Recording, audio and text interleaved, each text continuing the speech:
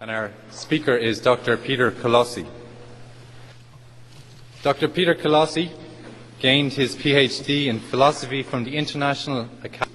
From 1999 to 2007, he taught philosophy as assistant professor at the Franciscan University of Steubenville, the Austrian program. He was the main organizer of the first international symposium of the theology of the body held in Gaming in Austria in 2007. He was also a speaker at this event.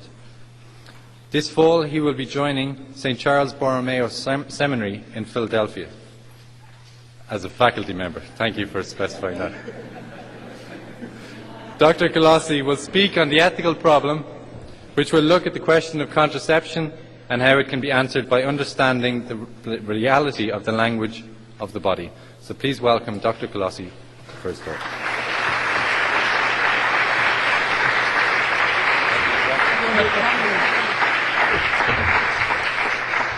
Okay. Thank you, Damien. Thank you. Thank you all. The assignment that I was given by the team, who are doing a great job, which I'm really appreciative of, it's beautiful, the conference, was to talk about the texts from 118 to 125 in Theology of the Body. And one thing that would help me greatly is if you could take out of your packet the handout that has, because I don't have the PowerPoint, but I want to read a few quotes to get into the text with you. It's the one that has on the front Donnie McManus, Theology of the Body and Art in Pope John Paul II, and my texts are in the back of that handout. And for the first part of my talk, I want to read, and I would like you to read along with it. So it says Peter J. Colossi there on it, if you can find it. While you're looking for my talk in there, the ethical problem, I'll tell you that my talk today is going to be broken into 3 parts. Is that good? Okay. The first part is just going to be a close examination of the text I was assigned.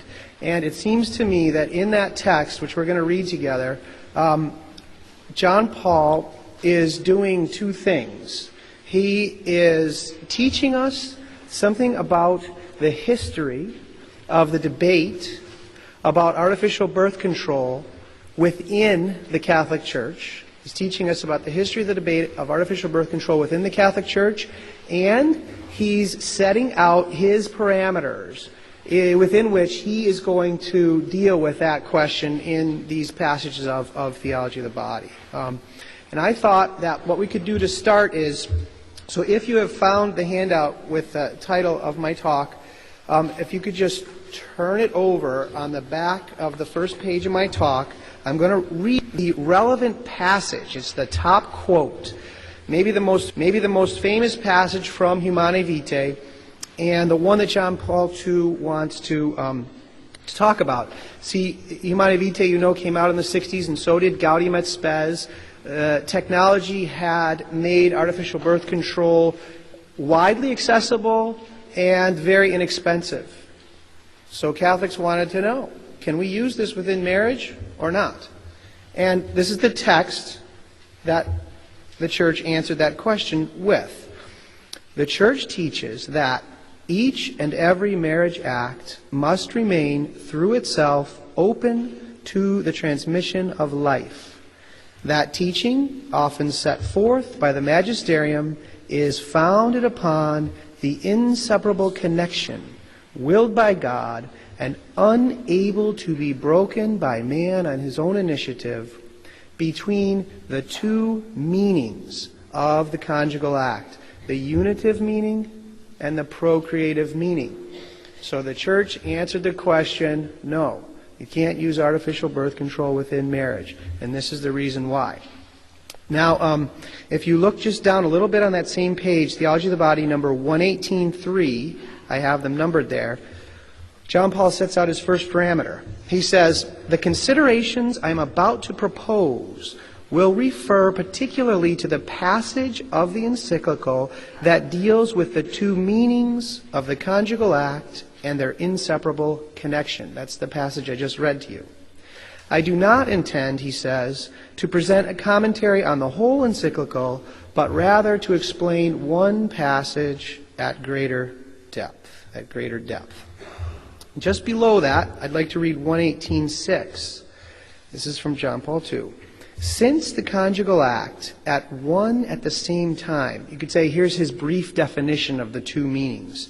At one and the same time deeply unites husband and wife, that's the unitive meaning, and together makes them able to generate new lives, that's the procreative meaning. And since one, as well as the other thing, comes about by its innermost structure, it follows with a necessity proper to reason that the human person should read at one and the same time the two meanings of the conjugal act, and also the inseparable connection between the two meanings of the conjugal act. Okay, so it's very clear what he wants to talk about here, these two meanings and how they relate to the question. Now, if you could just turn it back to the front page. Sorry about the confusion here. We'll come back to these quotes in a minute, but what I've done here on the front page in my introduction is, and it was very helpful to be assigned this text because it forced me to kind of think this through. It seems to me that in this debate about artificial birth control within the Catholic Church, see, in the early, even though Gaudium et Spes and Humanae Vitae came out in the 1960s, the discussion of the two meanings was going on since the 1920s. There's one book in particular by Dietrich von Hildebrand called In Defense of Purity, which really generated a deep discussion of this unitive meaning. And I highly recommend that book. And it seems that three positions kind of crystallized out of that discussion, both before and, unfortunately, after the Church pronounced. And the first two I've grouped together under heading number 1 there. So these first two positions are problematic. These first two positions are based on an acceptance of the assertion that talk of the unitive meaning opens the door to artificial birth control. Because before Gaudium et Spes and Humanae Vitae and before all these discussions in the last century, the Church typically presented the moral teaching on artificial birth control by speaking about the end of marriage as the procreation of children. And she still has that teaching about the end of marriage.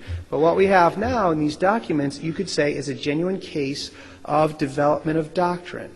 Okay? Now, as this idea of the unitive meaning got expressed and talked about before it appeared in Gaudium et Spes and Humanae Vitae, a group of, you could say, dissenting theologians argued that since we have now these two meanings, that must mean that artificial birth control is acceptable for Catholics to use. A quick way to get at maybe the line of their argument is to say they noticed that there are lots of reasons why a woman won't get pregnant in a particular conjugal act. She might already be pregnant. She might be past menopause. It might be the time of the month when she is not fertile. Her husband might be infertile. There are a lot of reasons for that. And so these people noticed, well, look, we have this unitive meaning. Maybe that's what's bearing the moral weight and making the act good in that case. And so they said, let's just add one more thing to the list of reasons why she won't get pregnant, artificial birth control, and say that the unitive meaning can still be present there too and make it a good act. That's how they were arguing. Now that's false. There's something radically different about artificial birth control than these other reasons, which we're going to talk about. But then another group of thinkers in point B there said, well, they said we should revert to the procreation as the sole end approach and drop the discussion of the two meanings.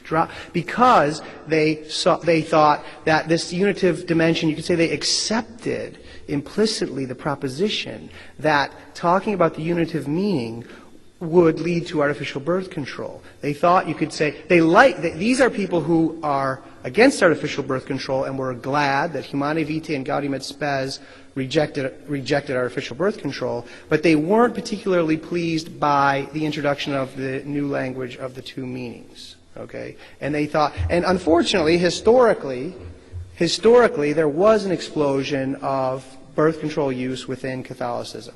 Okay? And it might have been due to some of the confusion that we're talking about right here. So the thing that these two positions have in common is an acceptance of the principle that talking about the unitive meaning leads to artificial birth control. Now, the third position, which I have labeled there as number 2, is the one of John Paul II. And he, I think, I put this in my own words, but I think you could express it like this. I'll just read it. You can read along if you want. The two meanings approach represents a genuine case of development of doctrine, while its misinterpretation has led to the widespread use of contraception within the Catholic Church. The solution is to express its correct interpretation. That's why I'll just pause for a minute. He set out his parameters, the quote I read before. What did he say? He said, here in Humanae Vitae, and here in Theology of the Body, I want to talk about one little passage, the one that talks about the two meanings and their inseparable connection. Because he noticed that historically, that is what caused all the hubbub in the discussion. So this correct interpretation, he is a rereading, a term he uses over and over again, of many dimensions of love, personhood, the body, and marriage. And this rereading gives a new expression to the foundation of the norm against artificial birth control. This new expression is an example of the type of dialogue that Pope Benedict is talking about above. I have a little quote in italics up there from Pope Benedict XVI, where he says, you can see it there, humanity's desire for fullness cannot be disregarded. The new dialogue between faith and reason required today cannot happen in the terms and in the ways in which it happened in the past. If it does not want to be reduced to a sterile intellectual exercise, it must begin from the present concrete, that's a word that John Paul uses in Theology of the Body all the time too, concrete situation of humanity, and upon this develop a reflection that draws from the ontological metaphysical truth. So John Paul is setting out to express the true meaning of this unitive dimension, which is in line with church teaching on the moral refusal of artificial birth control. Now, if you just turn it over again, I'd like to read a couple more of these quotes. One page over. There's a distinction in these texts between the moral norm. A moral norm is a moral obligation. And our relationship to a moral norm is obedience or disobedience. And the moral norm he's talking about is to not use artificial birth control. That's the answer that the church gave to the question. So we have to obey that. We have to obey that. There's a distinction between the moral norm and its reason. Its reason. That's talked about in 119.3 there. And he says, Humanae Vitae contains the moral norm and its reason, or at least a deeper understanding of what constitutes the reason of the norm. Okay? And the quote right above it, right below that, 118.5, he says, the encyclical does not merely recall or state the norm, but also tries to give it its adequate foundation. The adequate foundation is talking about the reason for the norm. And then if you look down a few quotes below, 119.4, he says, we know what importance anthropology has for ethics. We know what importance anthropology has for ethics. That is, for moral teaching. It seems to be entirely reasonable to look in the theology of the body for the foundation of the truths of the norms concerning such a fundamental issue as man as a body. Now, this word anthropology, it's been coming up a lot during the weekend. Anthropology, it's kind of an ambiguous term. It might make some people think of archaeology of primitive societies or something. But anthropology, in this context, is a branch of philosophy. It's a branch of philosophy. And it could be called philosophy of the human person, or it could be called metaphysics of personal being. That's what he means by anthropology here. And he's saying that in the theology of the body there is, you could say, embedded a philosophical anthropology of personal being, what it means to be a person. And that if this is drawn out and understood, then we will have a deeper foundation, a deeper understanding of the norm against using artificial birth control, against using artificial birth control. If you just look down at 120.4 there, in the next part of my talk, I'm not going to be quoting quotes. I'm going to just talk freely in this part 2. But 124 says, the importance of these questions calls for a proportionately weighted and deep answer.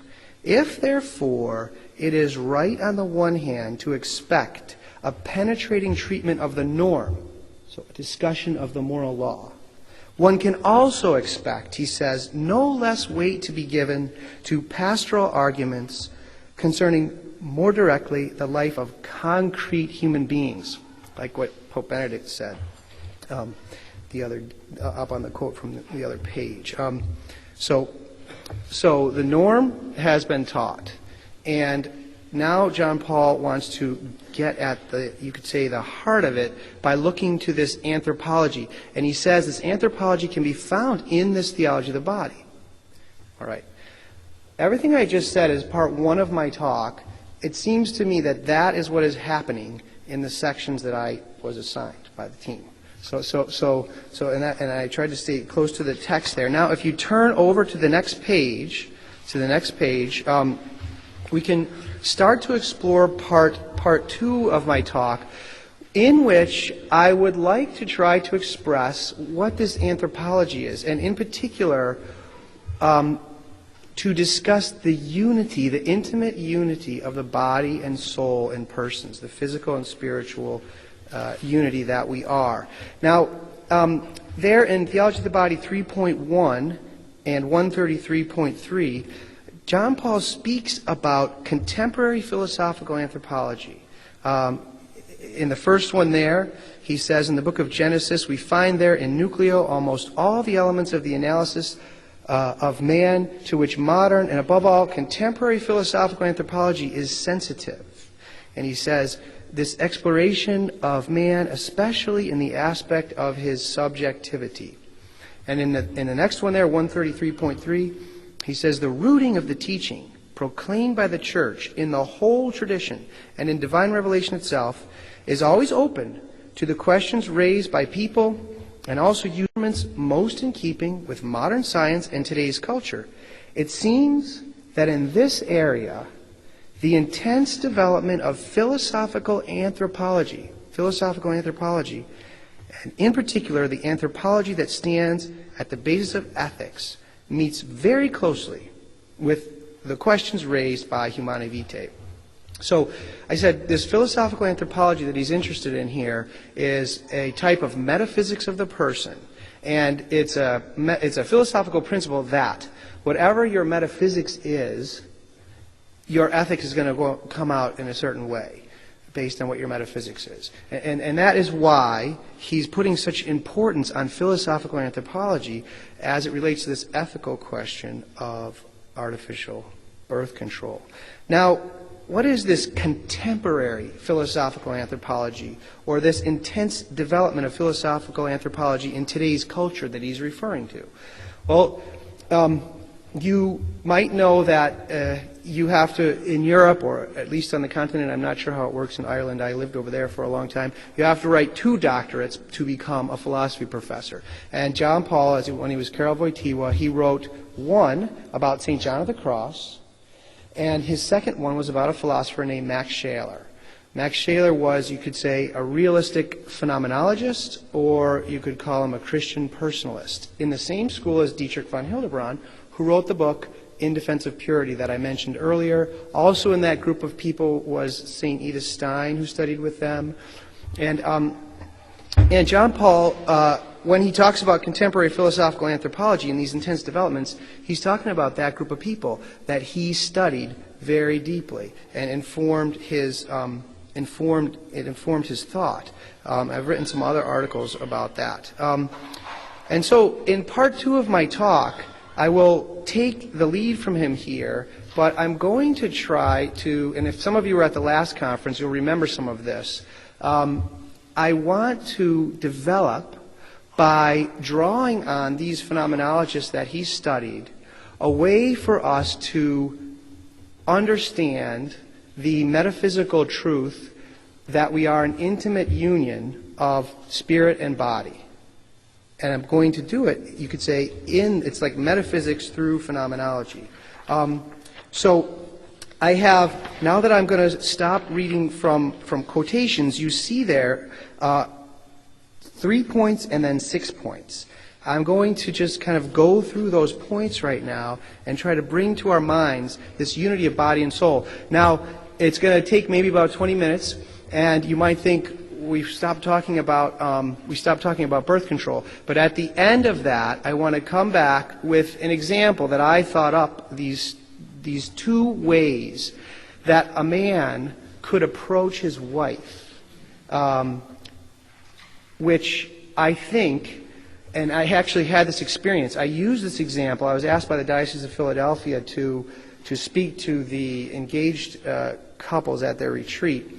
And I used this example, and it did cause, in some of the people, a desire to know more about natural family planning. Okay? So I'll get to that at the end, that example. But now I want us to just do some philosophy here, because we've been hearing about anthropology, and it would be good to try to feel what this is. Okay? So there are three phrases that John Paul II uses often in Theology of the Body, and they're listed there.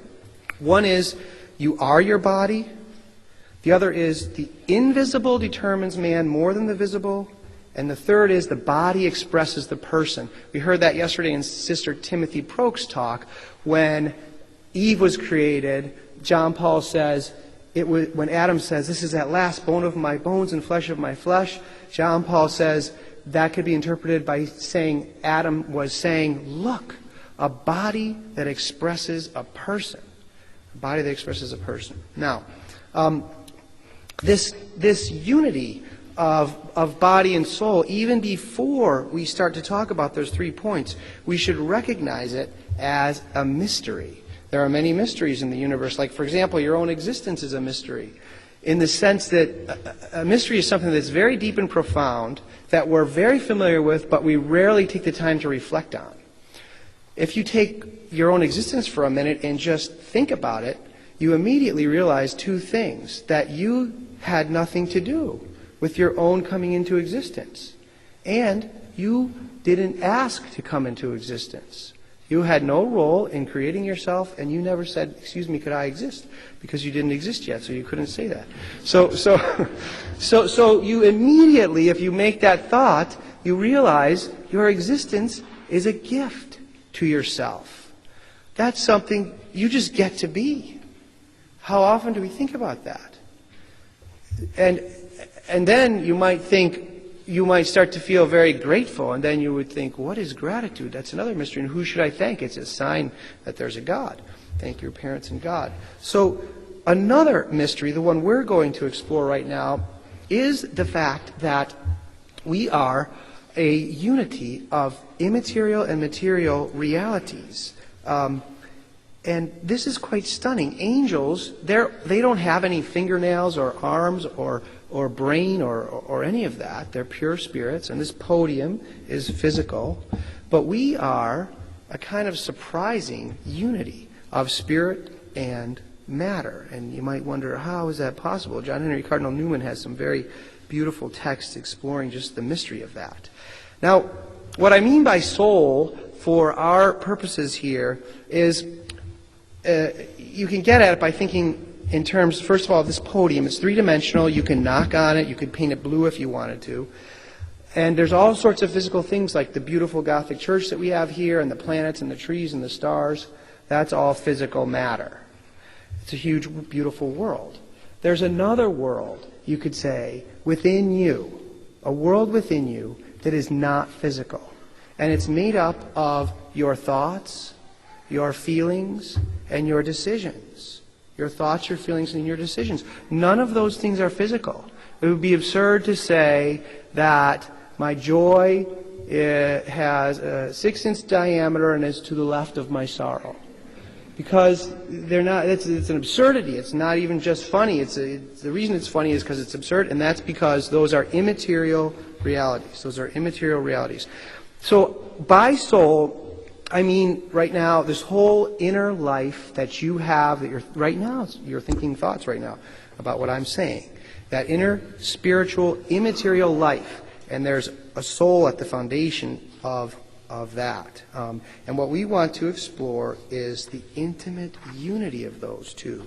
Now, throughout Theology of the Body, and I have a quote or two there on the sheet, which I'm not going to read, John Paul II says, you are your body, or he says, man is a body. He says those things over and over again. What does he mean by that? There's another group of people who say you are your body. Those are materialists. Those are people who deny the existence of a soul. They think any thought you have just comes from your physical brain. So then if your brain dies, you're gone and there's no afterlife and so forth because there's no soul. They say you are your body too. Why did John Paul II say you are your body? Was he denying the soul by saying that? He can't deny the soul because he's the Pope. So he must have meant something different. He must have meant something different. I think what he was doing was trying to grasp at words to express a mystery that is very difficult to express in words. And that is the immediacy, the immediate presence of your soul in your body. And that's why he says you are your body.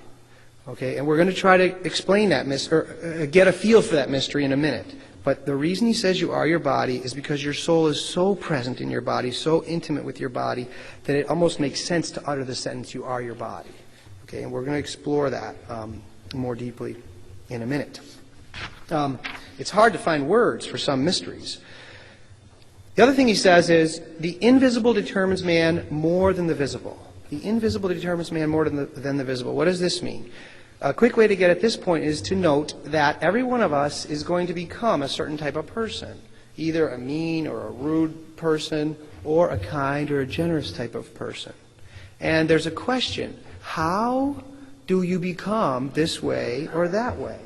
And the answer to that question is by what we choose, think, and feel. It's because of this invisible world within us that we become a certain way. Aristotle would say that if you tell a lie, that's a short act. But if you tell numerous lies, then your soul takes on a character of dishonesty that people can then feel when they meet you, even if you're not telling them a lie.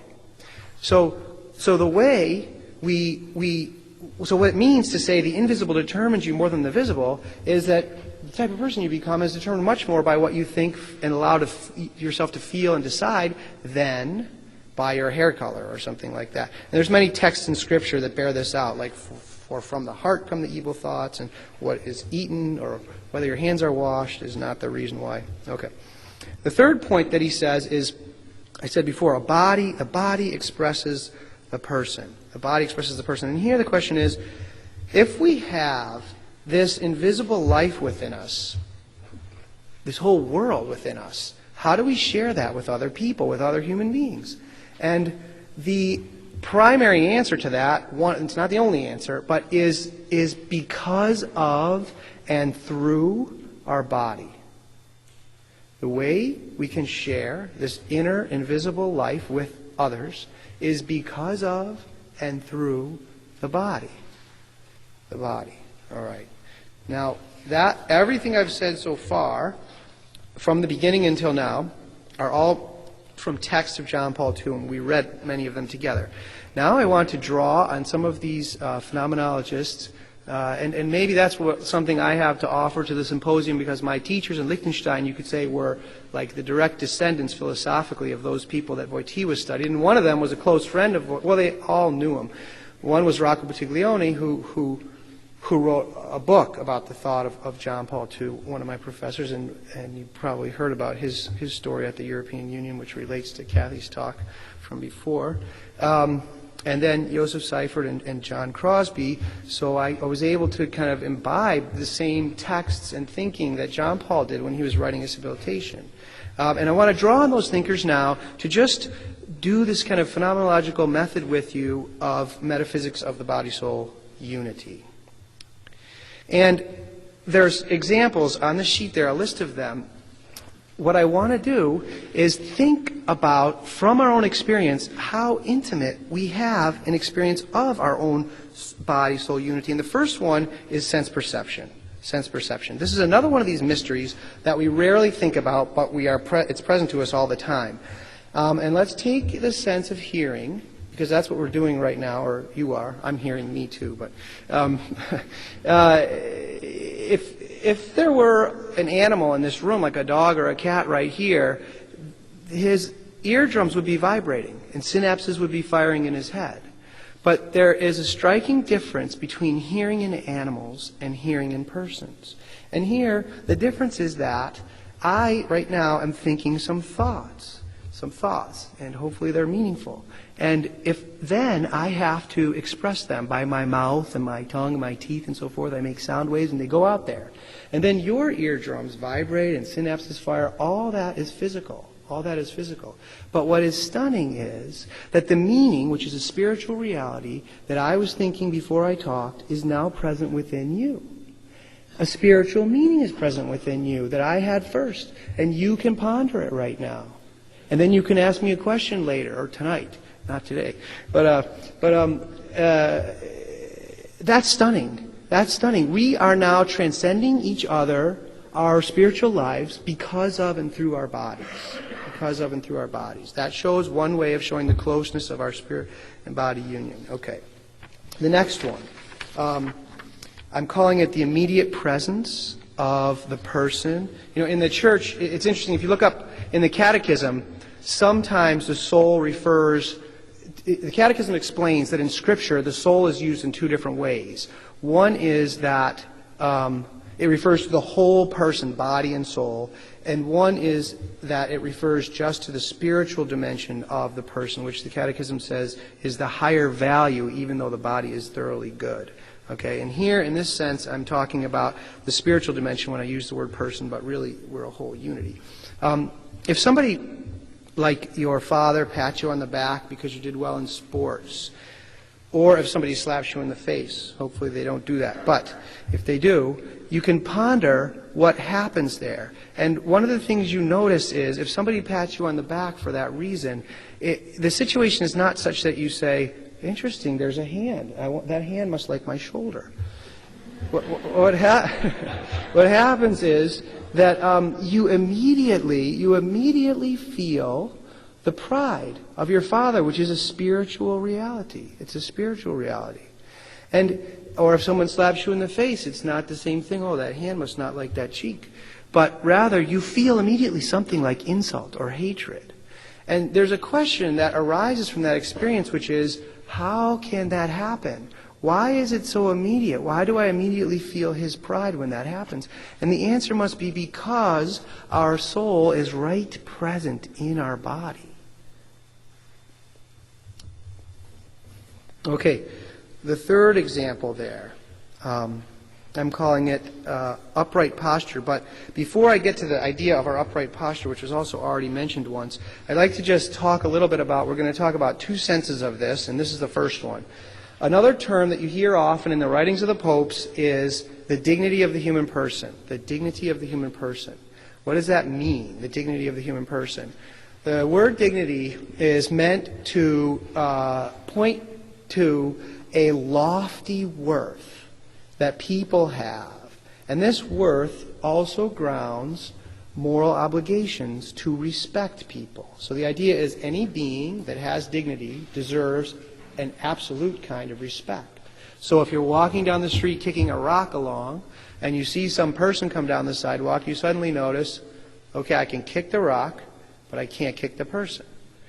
And the question is, sometimes philosophers just start from basic data like that. And the question is, what is it that I'm noticing about the person that is making a moral claim on me not to kick them like this rock I can kick? I'm not noticing that in the rock. What is it? And that's this dignity of the person. Now, philosophers have tried to understand what's the foundation of this dignity of the person. And the one answer to that question, a true answer to that question from the whole history of Western philosophy is our rational nature. Our rational nature. And here we can develop this a little bit and notice that in your soul you have three, you could say, powers, or for them, faculties in your soul. One of them is your intellect, which you're using to follow this lecture, for example. Another one is your will, which you use to make choices. And another one is your affections, or your power of having feelings, your whole affective sphere. And, if there were a dog or a cat in here hearing me, it could never ask me a question after this lecture. because it doesn't have an intellect in the sense of a personal intellect. Okay? In the sphere of your will, we can make all sorts of decisions, like to stand up and leave the room or come back. But in the realm of decision making, you could say in the natural world, the highest, most important decisions are moral decisions. Moral decisions. Like we were talking about before, if you choose to tell a lie, you're going to eventually become a dishonest person. And if you choose to tell the truth, you become an honest person. Have honesty kind of as a lasting attitude and characteristic of your soul. And animals also don't have that participation. They don't become morally evil. If you say that's a bad dog, it's not because he's full of hatred or something. So we have a will. We have a will. And then with our affective sphere, we can, for example, be moved by a particularly beautiful sunset. Or we can love the people that we love. And here, too, we see a difference in kind between animals and persons. And maybe this particular story is getting old, but I don't know if any of you saw this movie, Peter Jackson's remake of King Kong. But in that movie, King Kong, twice during the movie, he's looking at a sunset, and he gets moved by it. You could see it in his facial expression. And the girl that he took off that thing in the woods with him, she's like, yeah, beauty. Now, I don't know if animal rights activists were involved in making this movie, but I want to make a philosophical point from that, on the assumption that they were. If they were, then, because the idea of the animal rights activist is to make it, and by the way, animals are great, and you can't kick them either, like you can either, because they could feel pain, but it's a different reason. But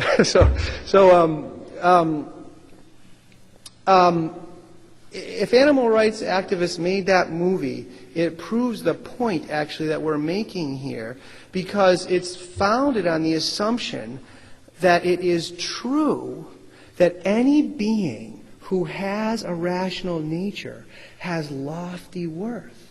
So by giving King Kong the ability to feel a sunset and then make him look like he does, what does that do in the audience? It raises your view of his worth. Because of the true foundational idea that any being who can do that has lofty worth. So, okay. Anyways, so this is one source of the worth of persons that gives them profound worth. And the idea, why did I put this within the context of the upright posture, is because many thinkers, even from ancient times and medieval times, have noticed that animals, they're crawling around, most of them with their nose in the ground and their teeth are out in front of their eyes. But we have this upright posture with our eyes up here. And the idea of a rational nature that I just described is that it allows persons to transcend themselves meaningfully to the whole universe. Because we have an intellect, a will, and affections, we can deeply, meaningfully relate to truth, beauty, goodness, other people. And that is reflected in our very body, that we stand up like this and kind of have our view to the whole world, which our faculties allow us to transcend to. So some thinkers have noted that this rational nature is expressed in our very posture. That's another way in which our soul is deeply united with our body. Okay. Now the fourth one I have on the sheet there is human expression. This one I think is even deeper than the ones we've been talking about so far. John Paul II once said that he saw the meaning of Mother Teresa in her eyes. He saw the meaning of Mother Teresa in her eyes. And I remember this story from one of the professors I mentioned earlier, Joseph Seifert. He told a story about his grandfather, I think, had Alzheimer's disease during World War II, and they lived in Austria, and he had no clue who Adolf Hitler was. And they were having dinner once in a restaurant, and there was a framed picture of him up there. And the grandfather was just sitting there eating, and he was kind of gazing at this picture, and then at one point he just blurted out the words, "a vulgar visage." but he had no clue who it was. Okay, the point, so John Paul with the eyes of Mother Teresa and that story, the point I want to make here is this. Is it not utterly amazing that the posture, the tone of voice, the look in someone's eye, all physical features, get to be that way because of what we think, feel, and decide, all invisible things. The posture of somebody, the look in their eye, their expression, their tone of voice, those are physical things. But how do they get that way? Because of what we think, feel, and decide, because of these spiritual realities. That's a stunning way to the traditional way of saying the soul is the form of the body. It animates the body. It gives it life. That's true. But we can add to it. The soul is the form of the body in the sense that our spiritual acts form our physical expressions. The soul is the form of the body in the sense that our spiritual acts form our physical expressions. It's quite amazing. It's quite amazing. This idea of human expression, there's a part 2 on this one before we get to the next point, also is what makes possible empathy. What makes possible empathy. Empathy is, and St. Edith Stein wrote a whole book about empathy. Very perceptive analysis of empathy. And empathy is a very complex topic, but briefly, it's the ability to feel with your feelings the feelings of another person. It's not when someone else is having a feeling, it's not you remembering your similar feeling from a similar, that would be thinking about yourself, not them. It's really, it's a feeling knowing of the feelings of another person. And the way, the first step of empathy is to accurately grasp a physical expression in another person. Accurately grasp a physical expression in another person. And our feelings are so present in our body that that's why empathy is possible. That's why empathy is possible. Now, this does not mean, here's 2 things I'm not saying. It doesn't mean that every time you look at someone, you know their whole soul and all their secrets. It doesn't mean that.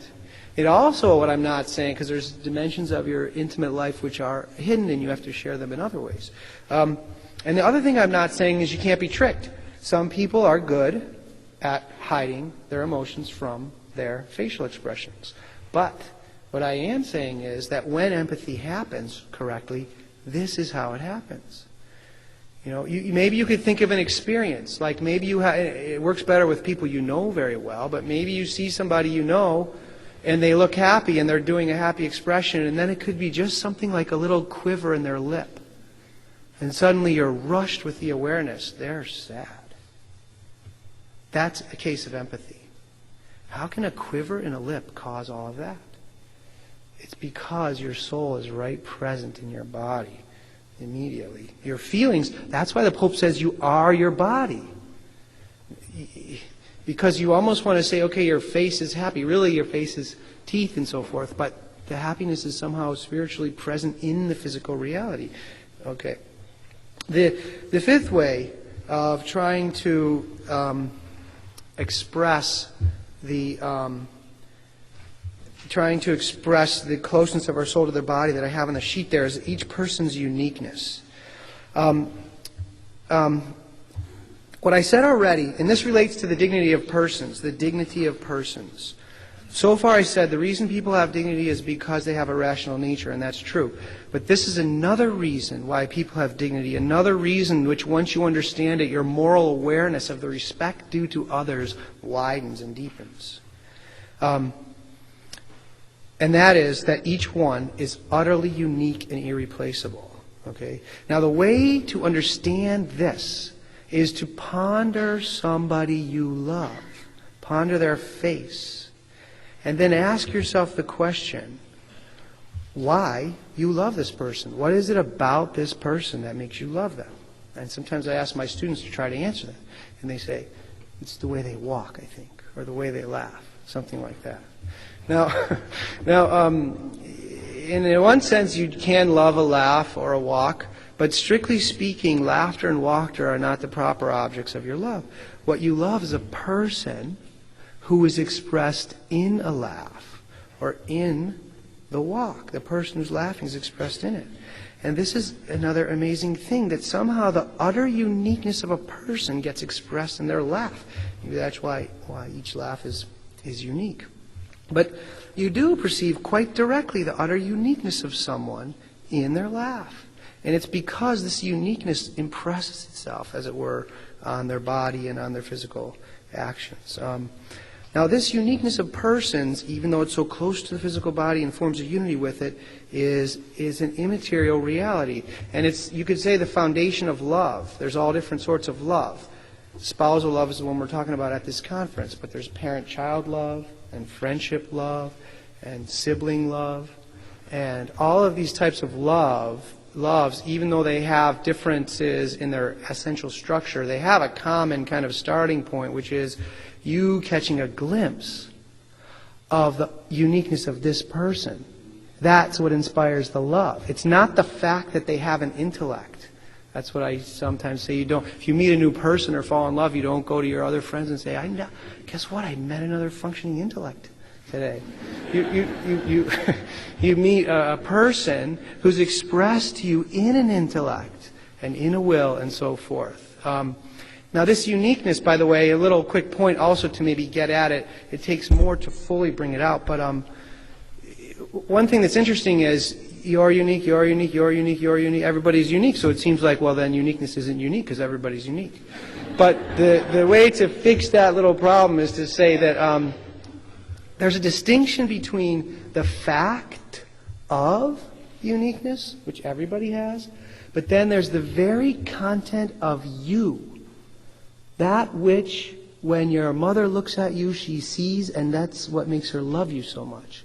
That there's a fullness of your essential content, okay, which is what the people see when they love you. And why do the students say, oh, it's the way they laugh or walk? It's because there's no words that can capture that. This is an interesting point, too, a philosophical point. There are things in the universe which you know very deeply and you love. But there are no words that could ever capture them. And the uniqueness of another person is one of those things. My friend Maria Federica, who writes about these topics, said maybe there's one word that kind of does it. Their name. Like when we say, oh, that's so John. If somebody knows John, then they're like, oh, yeah. But there's no words that you can... But the mere fact that there are no words to express adequately some realities in the universe does not give you a reason to think you don't know and love that reality. It's just one of the things that there's no words for. You do know it, and you do. And the uniqueness of a person is the best example of that. And that's deeply impressed in our bodies. Okay. So now to these two stories, if I'm on the last part. So, and this will be quick. I wanted to do that to give you an experience a little bit of some of the phenomenology that John Paul himself was very familiar with, and to show this anthropology kind of in an experiential way, the closeness of our spiritual dimension to our body. Now, if, and one of the points, so this is just kind of one way to express an answer to this question. Why? There's this question out there that says it's very clear and easy to understand that a willful act to use artificial birth control blocks procreation from happening, blocks the sperm from meeting an egg. And it's even deeper than that because God, in the creation of a new human person, wants to be immediately present. Because he loves that person, he's going to bring their immortal soul into existence. So you're also being irreverent towards God with that act. That's a good argument against artificial birth control. But what John Paul II is saying, and why he's trying to answer this question from the beginning of what I said, he's saying that artificial birth control also blocks the unitive dimension. artificial birth control doesn't just block procreation. It introduces necessarily an element of selfishness into the love, which will damage it greatly and eventually destroy it. But it's harder to understand that one. It's easy to say, okay, sperm, egg, block them. How does that blocking hurt love? That's an interesting question. And that is one of the things that John Paul II is trying to express. And here's just one way, and maybe some of the other speakers will draw this out more in other ways. But imagine two men relating to their wives, okay? And the thing you have to do for this is to understand, think about, now try to just ponder everything we just said about the spiritual unity of body and soul. And notice something about fertility, and in particular fertility in women. It's much more palpably experienced in women as part of their whole integral body-soul unity because of their cycle and all of the experiences that involves. In fact, that fact could be another on my list of reasons why someone could draw that out. Maybe a woman should do that instead of me, could draw that out to show the deep unity of our body and soul. But the point is that this fertility is experienced profoundly in women as part of their whole body-soul intimate unity. So if a man understands that, he could say to his wife, I love you and I want to understand everything about you, including your cycle. And I want us to live our marriage in with that. Imagine how affirmed she would feel in her whole being to hear those words. And look at the power this understanding of the body-soul anthropology gives the man to love his wife in a very unique way by saying that.